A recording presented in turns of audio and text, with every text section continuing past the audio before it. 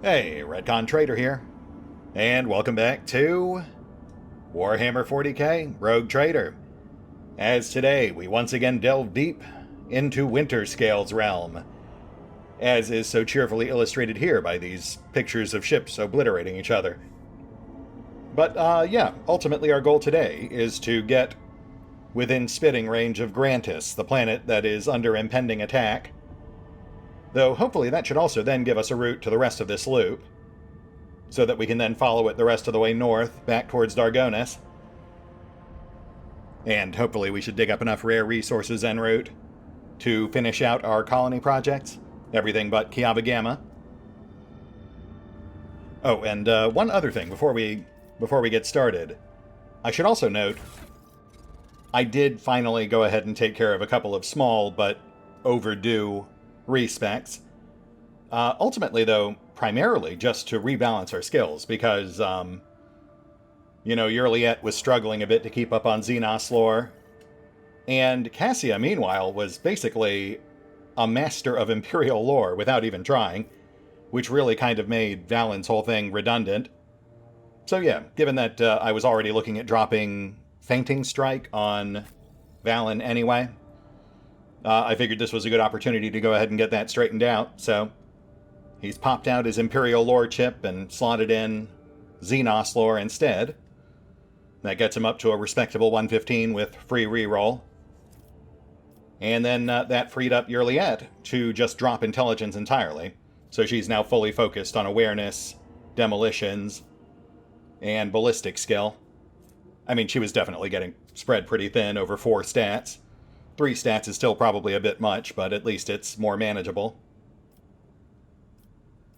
And, as an added bonus, Valin even gets to rock some wraparound shades.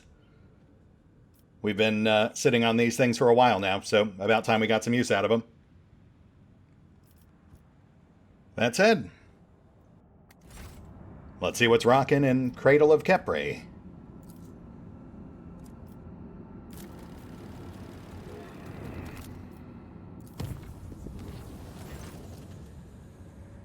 Acolytes of the cult Mechanicus have reported a disturbing incident.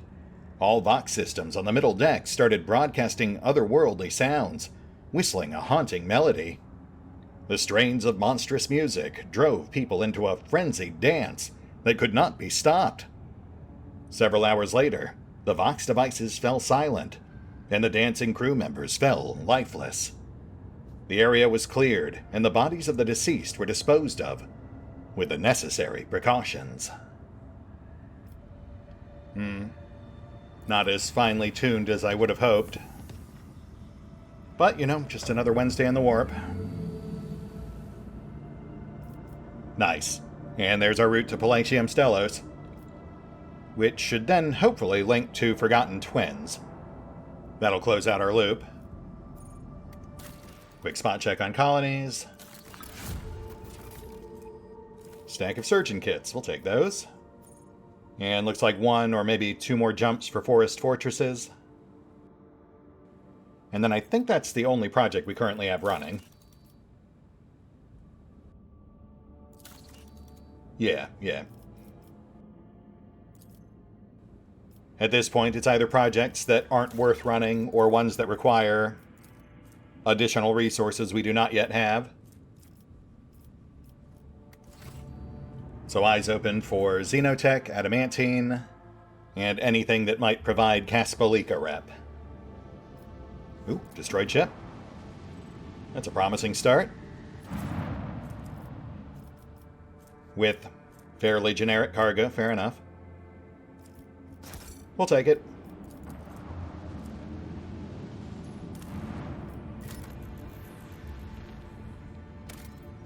Oh, and there we go.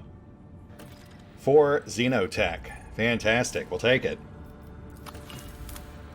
Which, with our current planet bonuses, actually brings us up 6, not just 4.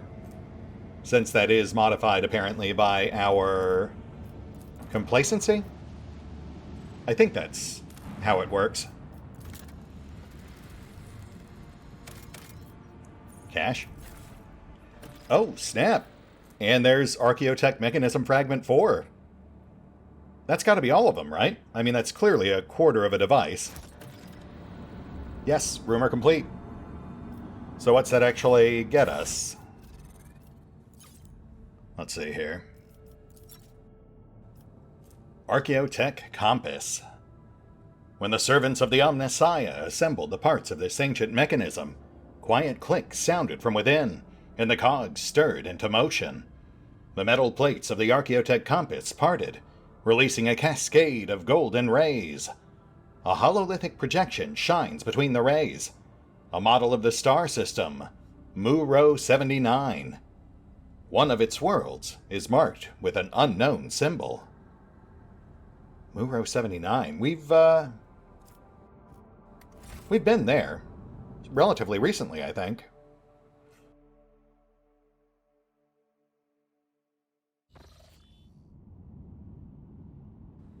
Yes, right there. Just space north of Winterscale's realm. So yeah, that must have been like 5-6 episodes ago. Oh yes, that's the sector with the Explorator station, the one that trades for fuel. Though I don't remember there being a wrecked void ship there. So that must be where the compass is pointing us. Interesting. Well, that's fantastic. That's right en route once we close this loop. So we'll just hit it on the way back to Dargonis. Fantastic. Gotta love it when everything just kind of clicks together like that. All right. Let's scan this last rock, then we'll head for Grantis.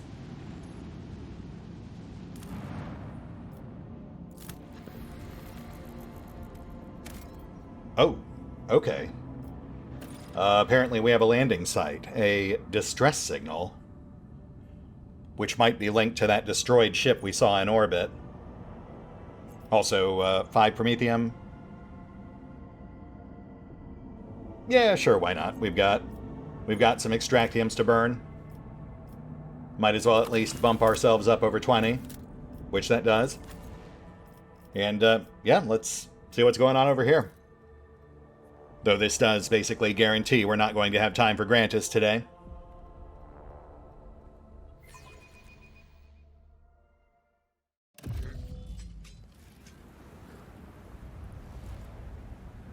Actually, you know what? I think I do recognize this zone.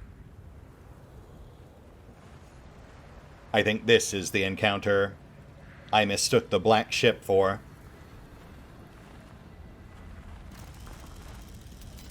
But we'll know for certain momentarily. Let's give it a gander. Such a peaceful scene. The likes of which I haven't seen in a long time. No bright flashes, no riot of colors. Just pure white canvas. Yeah, sorry, Cass. I don't think that's going to last. See, just over yonder. A glimpse of bleached bone and charcoal black.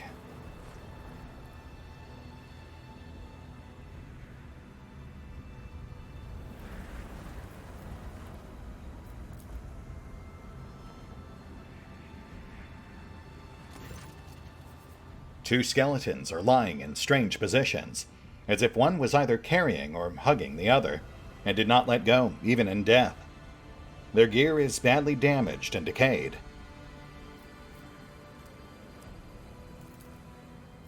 There are 3 things worthy of note. Fragments of some sort of devices that both skeletons carried on their belts, some shiny trinkets in the remains of the carried skeleton's bag, and an old portable cogitator in the other's bag.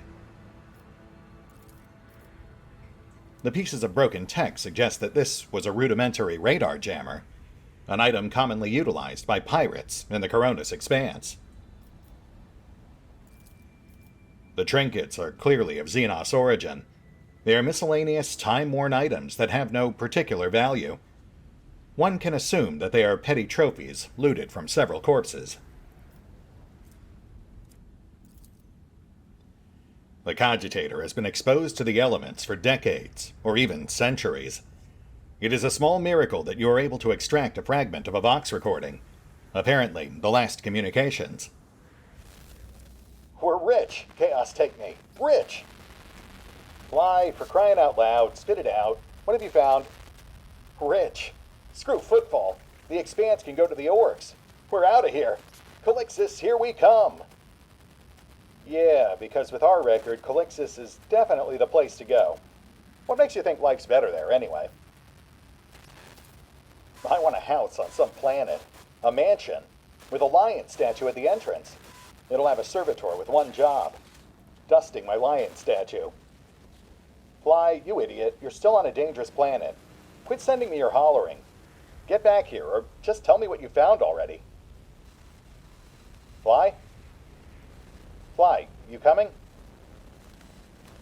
I'm coming for you, dumbass. If you're not responding just to mess with me, you're dead meat.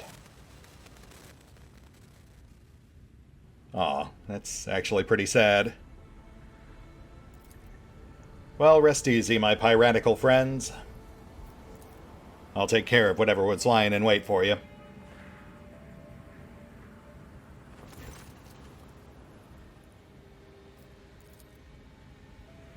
Alright, on we go. Though now we know there are dangers abound.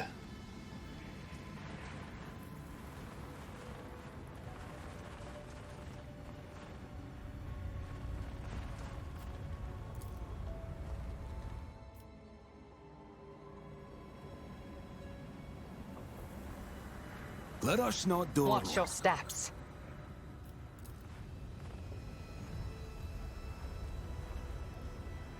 The skeleton in decayed tech priest robes is missing its right leg. Judging by what remains of the bones, the leg was hacked off. It seems the person was still alive when it happened, and they reached this spot by crawling rather than walking. Interesting. What were they trying to reach? The motionless servo skull shows no signs of damage. Looks like it hovered next to its dead master until its battery ran down. Okay, well, obviously not that. Though that does imply that whatever's here only targets living creatures. Cass, tell me, what do you see when you look at me? Usually a colorful pandemonium, but now your colors have faded. Are you afraid of me, Idira? Or of what I might see in you? I mean, given what she's been through, I'm going to say probably the latter. Poor gal's her own worst enemy.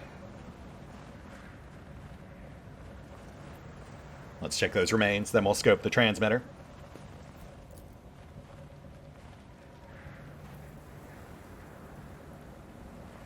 The bone structure indicates that these belong to an Aeldari, not a human. Intriguing.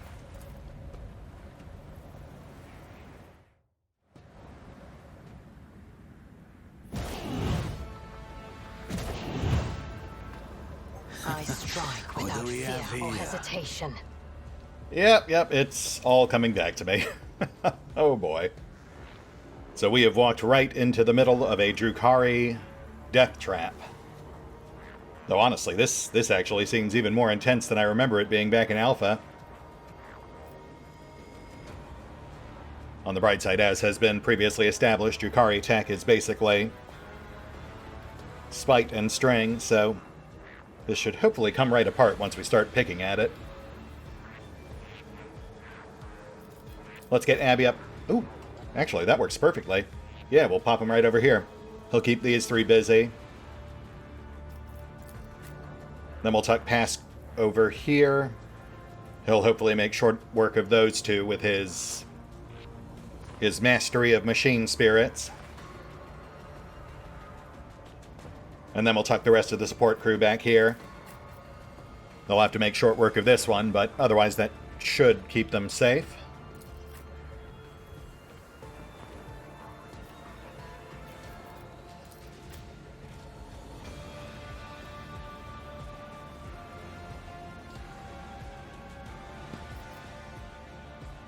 Alright, let's do this. Adira up first, so let's get some buffs going.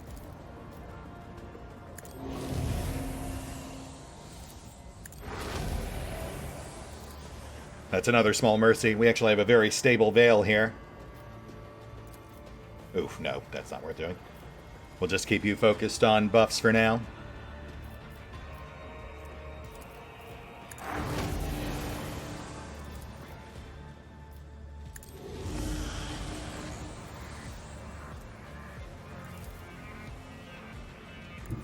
There is movement in the Empyrean. Basically, we just need to hold out for like 3 to 4 rounds. At that point, we'll have built up enough momentum and stacked enough numbers that we should be able to just tear these things apart. Anything else? Nah, you're good. And Cass. Obviously, her forced move abilities are useless here. So we'll also have her on a primarily support role. Let's prop up Abby.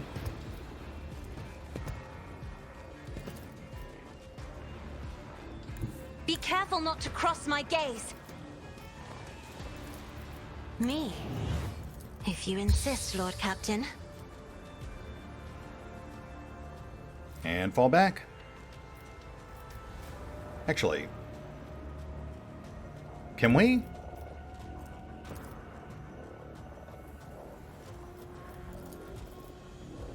Ooh, look at that.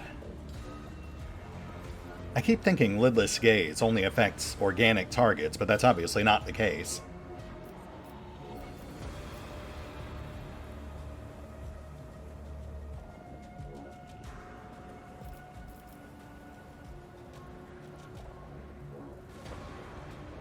Can you do it from here?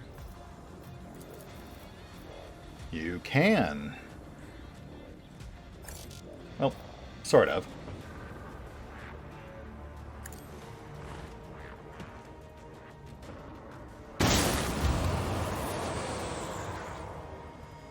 Oh, even got a stun. Nice. Okay, let's get Pastak going.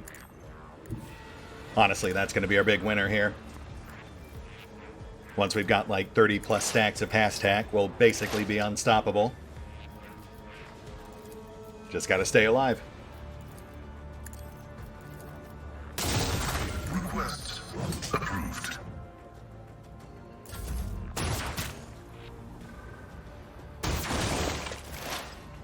Nice, nice. And start whittling. This tedium is beneath me. Oh shoot, right. Need to rearrange her hotbar since she just respect.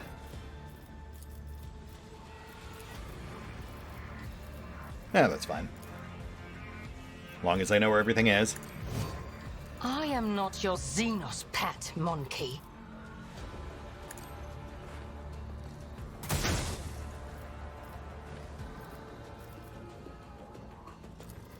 I understand your intent. Yeah, and she's not going to do much in the way of damage till we get more stacks going, but that's also fine.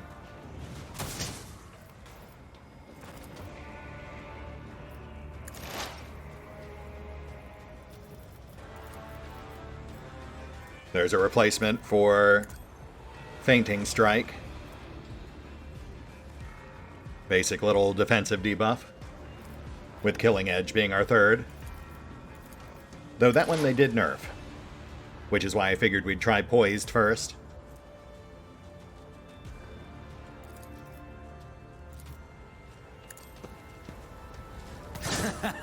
The best defense is a good offense.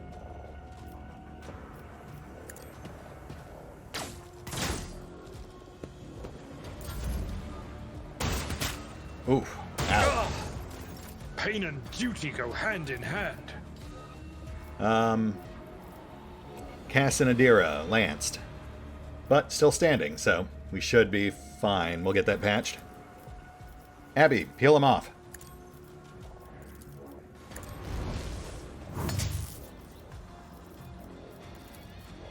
Yes, perfect.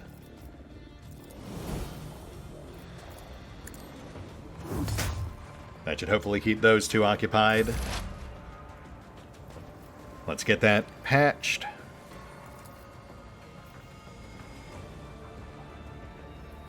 We can also heal on Cass's turn. Oh, interesting. That should not have healed her fresh injury, but I'm certainly not complaining.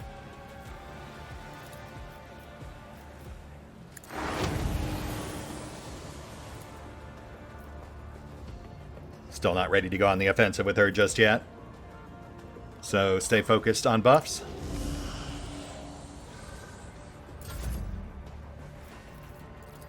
I'm not accustomed to being ordered around. The other important thing to remember here is that every 6 powers Adira uses is a stacking -5 debuff on all enemies on the map.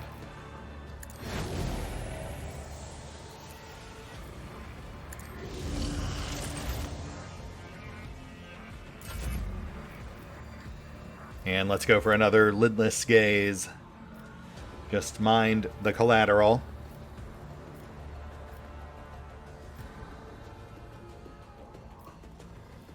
Come on. There we go. And there's another stun. Fantastic. Pass tech round 2.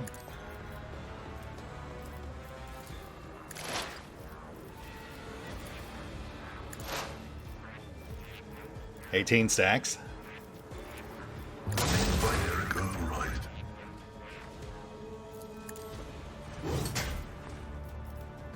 And already seeing a notable damage boost.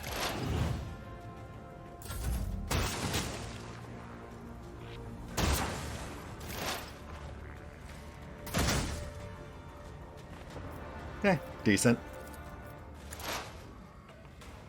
Keep trimming.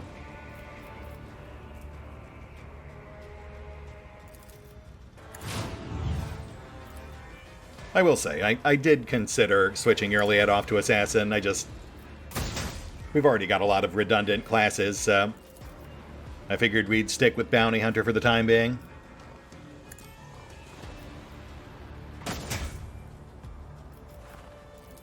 It's fights like this one, against chunkier armored foes, that she really seems to struggle in. Though, I mean, again, once Pastek really gets going, it's all sort of a moot point. Just gotta get like 3-4 rounds in.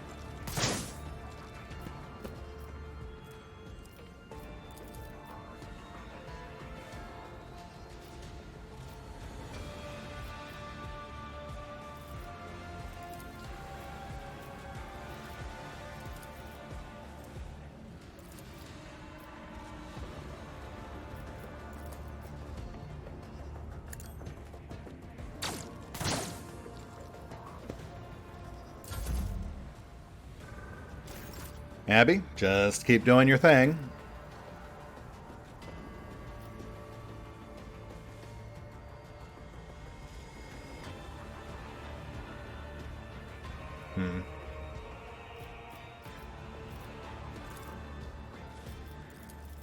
Indeed.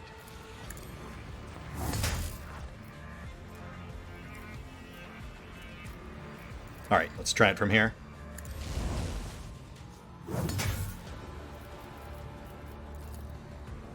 Perfect.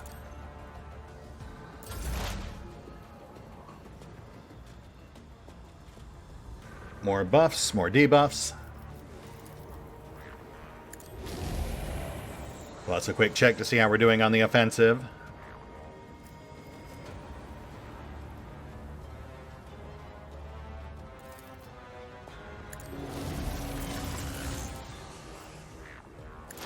How we looking? Oh, that'll do. Turret 1, out. They should start dropping quick now. But, just to be sure, let's double up on Pastek.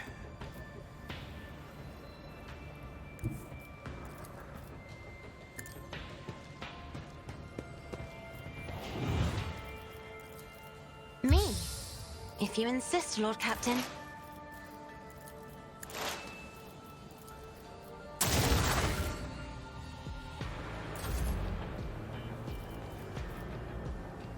And hold. All right, Pascal, do your thing.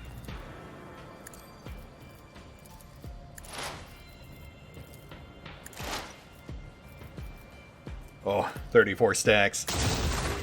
Yes, please. That's turret 2. Out. Let's blitz over to turret 3.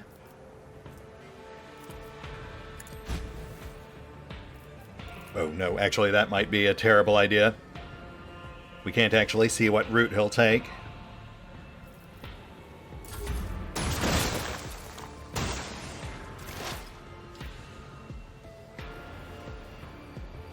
Alright, let's bring this one down next.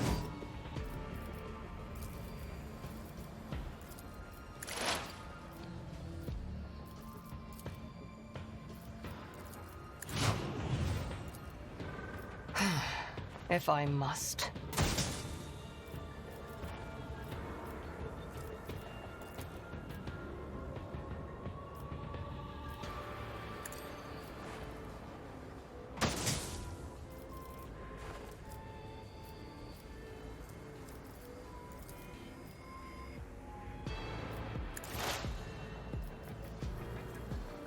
Alan for the finisher.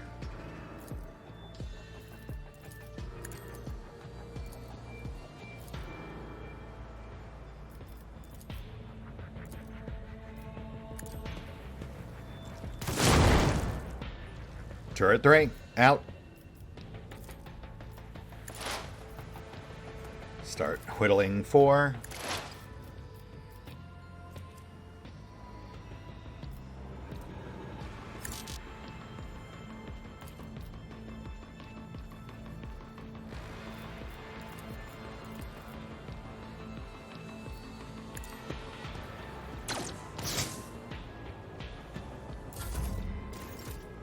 And Abby. Let's bring you over here.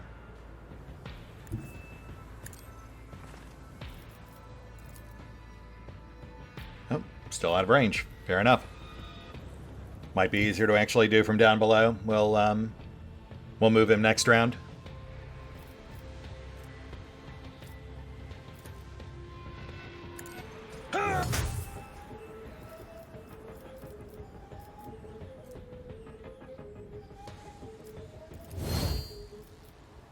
Actually, can you charge down there?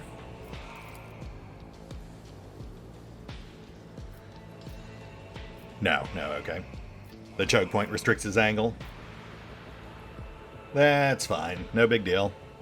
Honestly, I'm pretty sure turret 4 here will be destroyed by the time he goes again anyway. High momentum.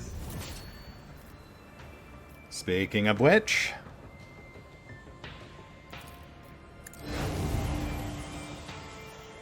Careful now.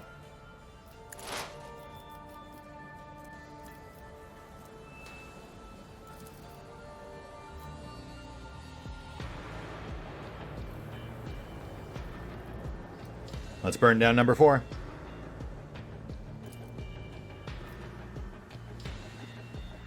Also, momentum.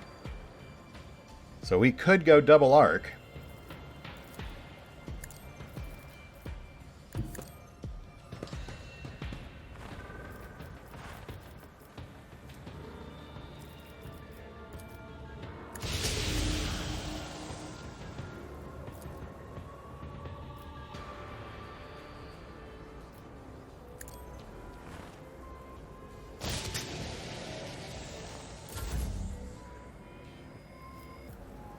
Cass is up.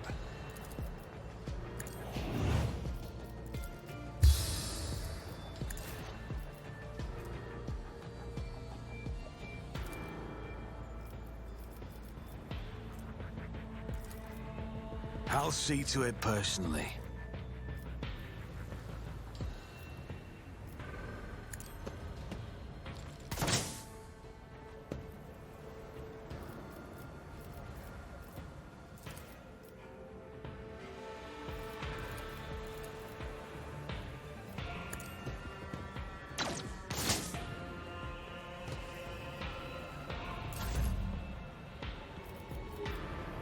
Lidless Gaze. Lock him down.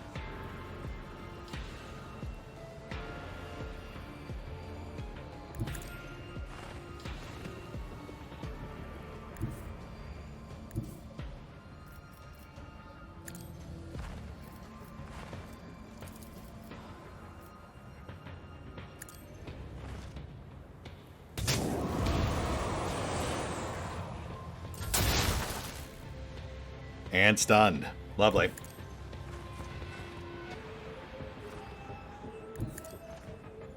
Pask moves in for the kill.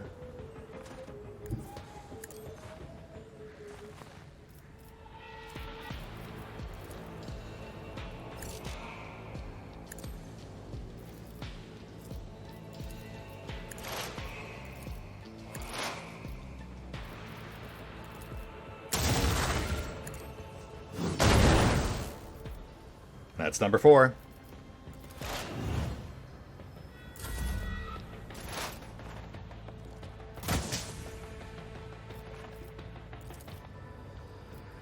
And yeah, we're pretty much done at this point. Oh, come on, you're embarrassing me. But fine, it's fine. Go ahead and trim number 5. Number 6 is stunned anyway. This tedium is beneath me.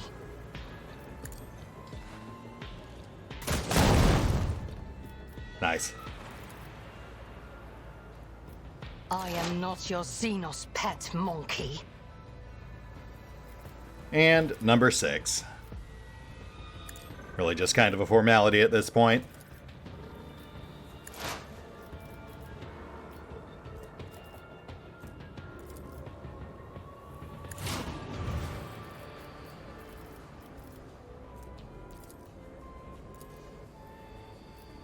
On it. Oh, wow. Nice.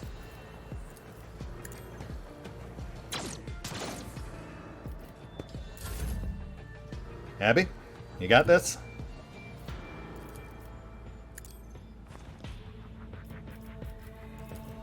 At your beck and call.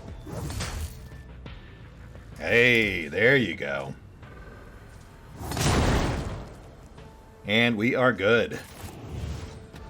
Well, mostly. Everyone hold very, very still. Valen, time to put that new skill soft to use. But yeah, not bad. I mean, obviously a bit slower boil than I'd like, but honestly, it works, so I have no real complaints. Though that said, I have started putting some thought towards potential change-ups to our squad loadout later down the line, especially with 2 DLC companions in the wings.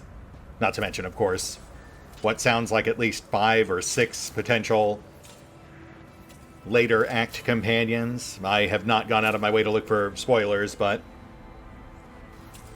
I've heard there are several.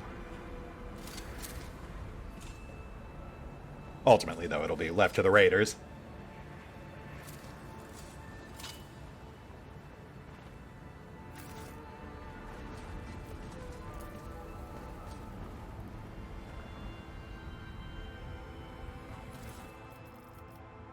Vials of Soul Essence. Also, plastic crystal cores. Interesting.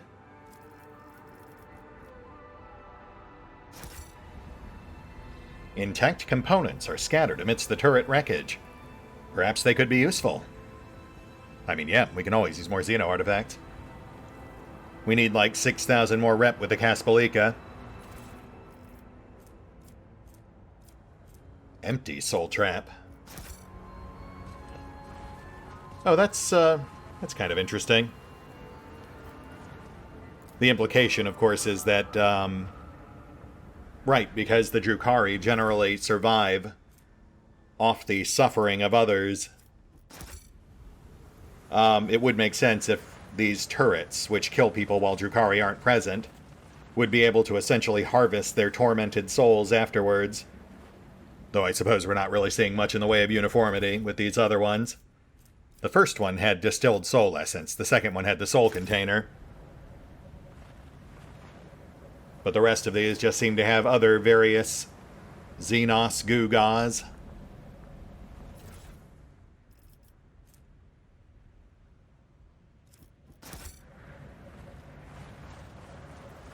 Ah, and that must be our prize.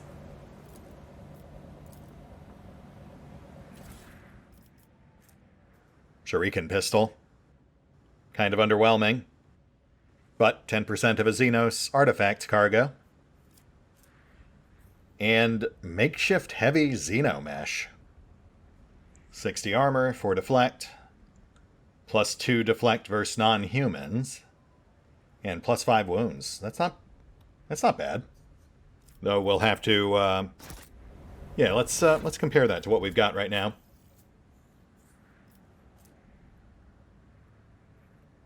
Ah, okay. So slightly higher on armor, but lower on deflect. I think we'll keep the Radiant chestplate on Abby for now, but you know what? This might make a good upgrade for Pascal. Oh, yeah, look at that. That's an almost complete upgrade across the board.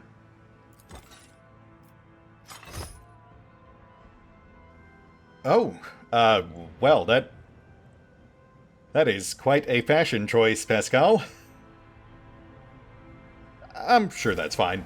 Nothing to worry about there.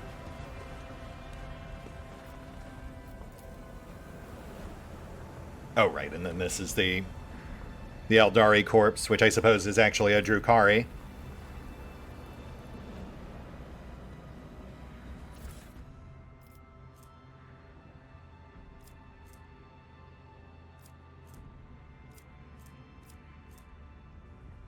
Okay. So, like, 2 stack Xeno artifacts, an armor upgrade, a fair stack of XP. Yeah, I think we're done here. Let's head on back.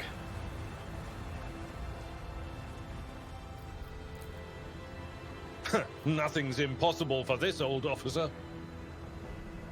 We have a colony project that's about to pop, but we should at least be able to get into Grantis's orbit before we call it. I mean, doing Grantis today was always a long shot. From what I recall from Alpha, that's a fairly involved event. So better to showcase that in its own separate episode. Did I forget something? Oh, shoot, you know what? I did. Yeah. I forgot to actually check out the transmitter. One sec.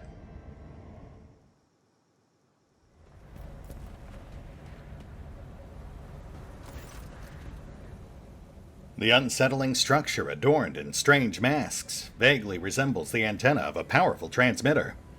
At its base, you see a cogitator and a few other devices. It seems that some part of the structure is buried underground. Right, yes, of course. We never actually interacted with the transmitter. We were attacked as soon as we approached it. You identify a number of elements of the structure. The long-range antenna of a design standard for Imperial colonies, the cogitator, the Eldari beacon, and a half a dozen other devices of varied origin. They all have one thing in common. This tech is designed to transmit basic signals to neighboring space, the most common being requests for assistance and ship distress codes. So, someone loaded this miserable place with transmitters from various races, in the hopes that someone would land here and run into their welcoming committee? Clever. I saw similar tactics used in my years in the Navy. True, in a war zone you're usually on high alert. You don't just hair off after a lone distress signal.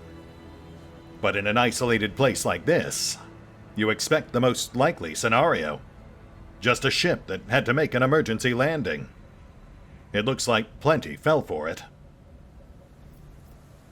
Yeah, quite the distress test. You managed to penetrate the cogitator's defenses. Its function is rather simple. The program is designed to activate the transmitter once every 5 years, and send out a ship distress signal into space. You destroy the program and disable the transmitter. No one will respond to this sinister signal ever again. And you know what? Just to be sure... Oh, nice. You set the charges carefully. Without a doubt, the structure will be destroyed with expert precision, along with the underground part. Which costs us a melta charge, but gets us quite a stack of experience points. Very nice. Oh.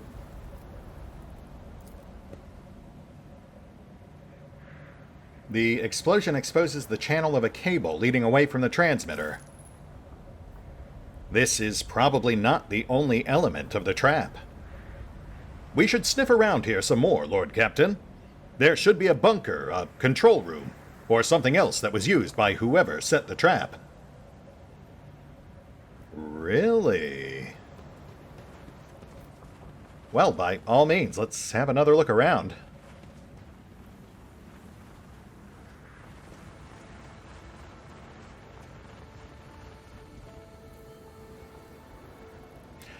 Oh, right, of course, it's got to be the giant featureless stretch of wall. Yep, that tracks.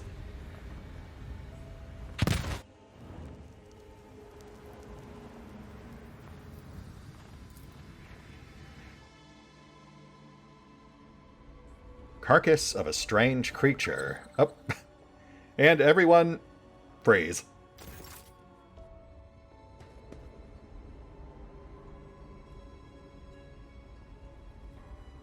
Juliet, you want to,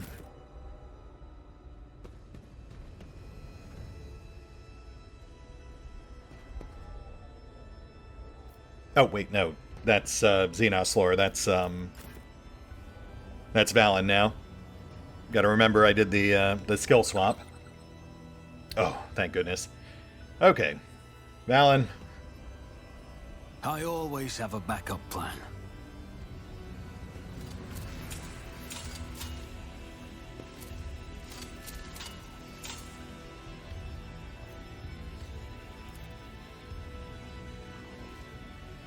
You recognize the horrific dead creature as a Medusa, a monster from the depths of the webway, the favorite pet of the Drukhari. Cool, I guess? Xeno artifacts, lovely. So nothing we can do with the Medusa?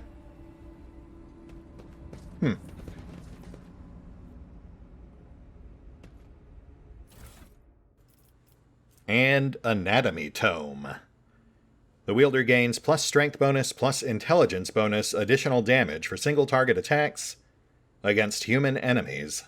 Also grants plus 5 Medicaid. Oh, which makes it perfect, of course, for Pascal. Assuming that's flat damage, that would be like plus 12.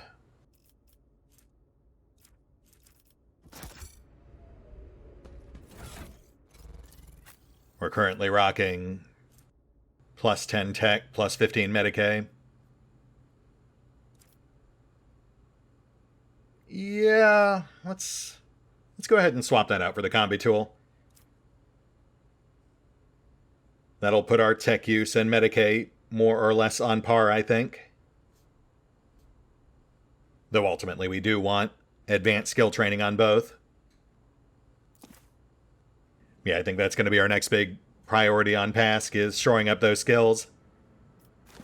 Basic and advanced skill training, plus that one tech mechadendrite that grants an additional plus 10 tech use.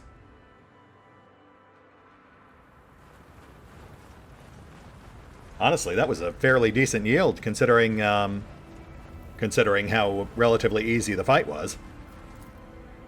An expected result. Yeah, so let's get back to the ship. We'll pop over to the next sector, get our loop established, deal with the colony event. I believe we have one popping in Janus, and then I think we'll be at a good place to call it. That'll put us right by Grantis, so we can tackle that next time. And then from there, the Forgotten Twins and Muro 79. Yes, perfect. To Palatium Stellos. During the period designated as the night shift, the air throughout the ship suddenly turned stale. Those who were awake reported feeling incredibly tired. Those who were asleep later reported having horrible nightmares. The Xenos Yurliet, one of the Lord Captain's personal retinue, was found delirious in one of the ship's bays. She was screaming in her unholy language, her arms raised high above her head, as if she was trying to keep the sky from falling. The enforcers were unable to free her from the trance. Two who attempted to move Yurliet were attacked and died instantly. The Xenos regained awareness about 10 hours later. She explained that she had seen her homeworld of Kruderok collapsing around her, and she had been the only one able to hold up its walls. She added that no monkey should ever touch her again without permission, and that, in the future, she would deal with the call of the warp on her own. Well, that's unfortunate, but also interesting. Peculiar that she'd be plagued by visions of failing to save her homeworld. We haven't really pried any details about that from her, have we?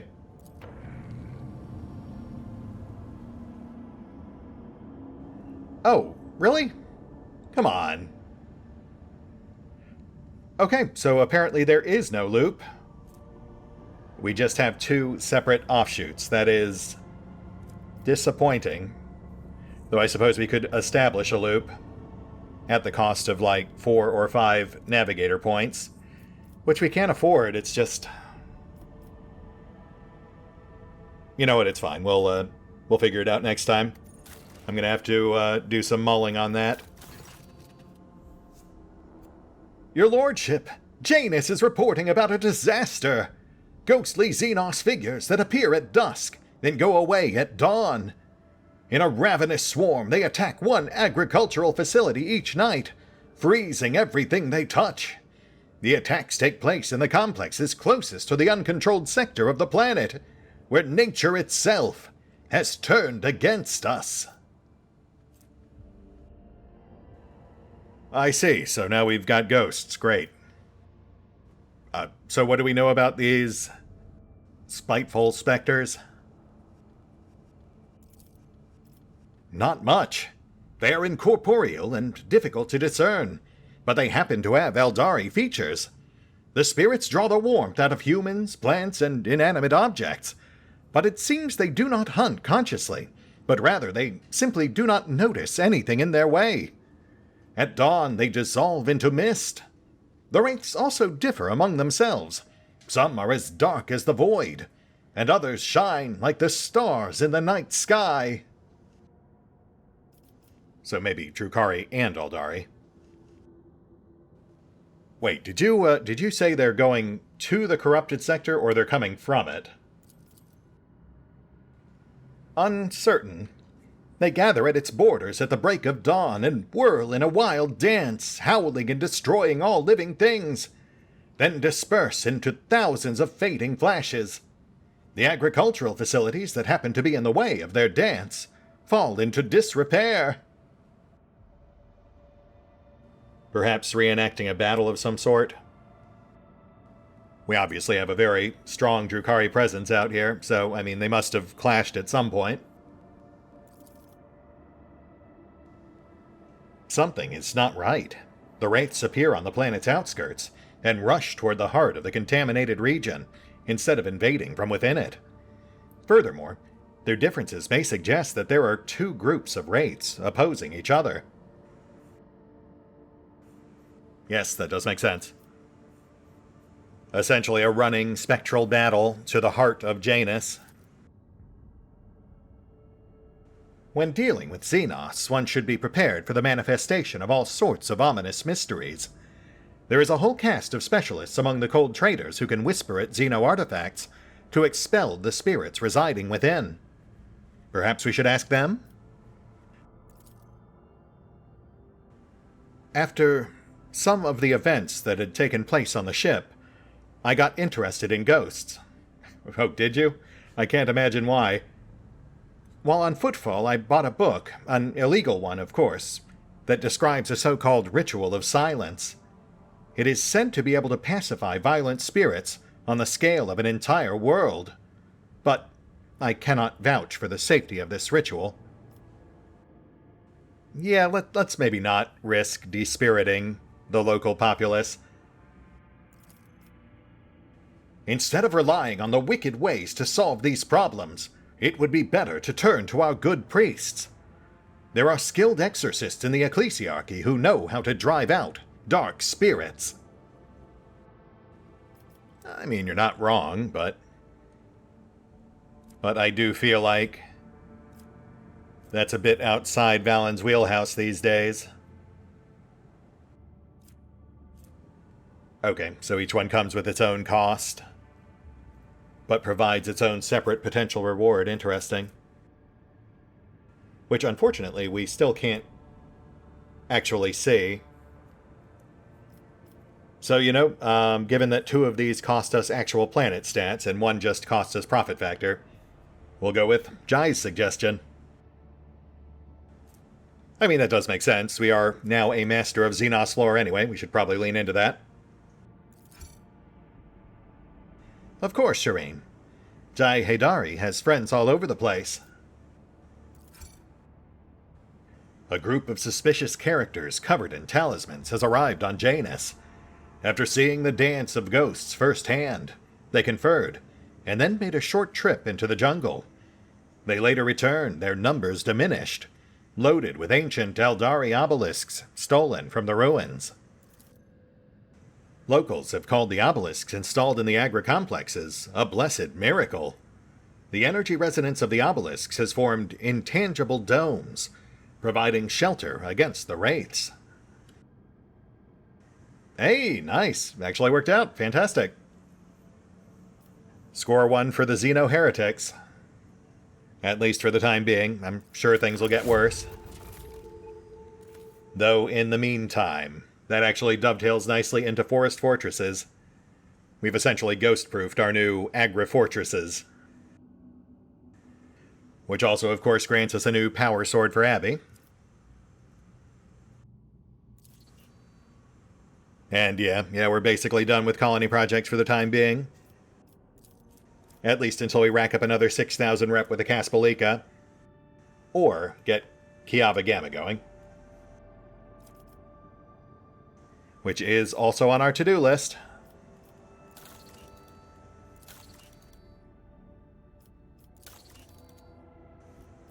Alright, let's see what that actually got us. Spirit Drape. The wearer's non-attack psychic powers cost -1 AP less during the wearer's first turn in combat. Ooh. That's interesting. I mean, it's only on the first turn, but that's theoretically a full set of psychic buffs at 0 AP cost.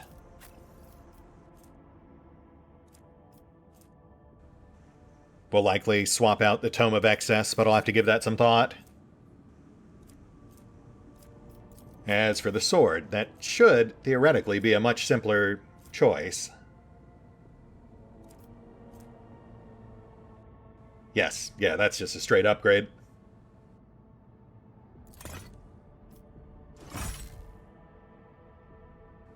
Clipping issues aside. Lovely. Some pretty solid upgrades today. And you know what? I think that brings us to a pretty good stopping point. We'll save this sector for next time, especially since now I'm going to have to rethink what we're doing afterwards. I mean, in theory, we could drop 4 navigation points and create an actual circle here, close the loop. I just don't really see that being a justifiable cost. So more likely we'll end up having to loop back and then come at it from a different angle, which is going to make for a much more drawn-out exploration. Ugh, what a pain. That said, we'll hit the pause button for now. I'll take care of the usual bookkeeping off screen, and we will pick up here next time as we ride to Grantis's rescue. Or at least that's the hope. But we'll see how it turns out. See you then.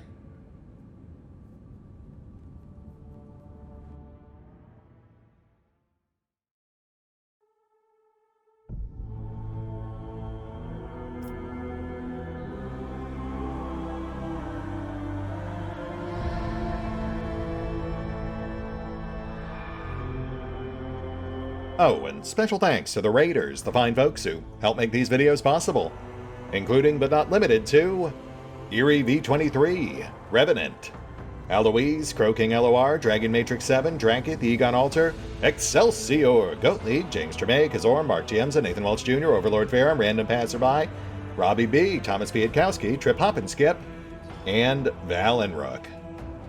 Thanks for your support, guys. That said, if you'd also like to help support the channel, then feel free to push the buttons that do the things. Trust me, it does make a difference. Or you could even check out the PayPal, the Patreon, the Nexus GG, or the YouTube memberships. Links are in the description. Be careful not to cross my gaze.